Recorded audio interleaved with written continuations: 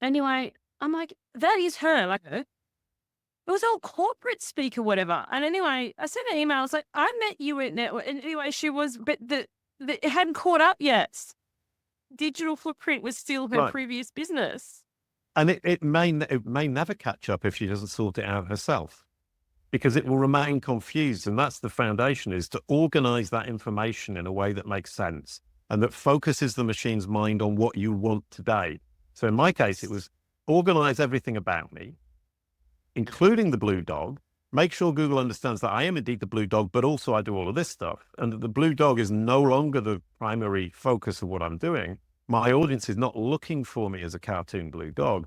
My audience is looking for me as a digital marketer. So please present that.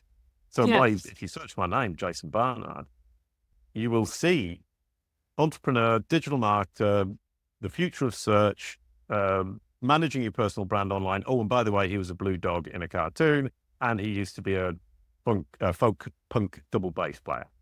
Yeah. It says it. It understands that that's me, and it puts it on the page, and it's fun and interesting and delightful. But naturally, what it would do would be to assume that the person who wrote the Fundamentals of Brand Search for Business book is an author called Jason Barnard. There's another guy who's an entrepreneur. There's another guy who was a cartoon blogger. Another guy who was a double bass player. Another guy who was a script writer. And we're all like that. All human beings like that. We're multifaceted. Multifaceted. How Yes. how on earth does Google understand that this isn't 7 or 8 different people? Of The only way is course. for you to give it that entity home, that point of reconciliation that explains that it's all the same person with multiple assets. But Facets. also, to that point too,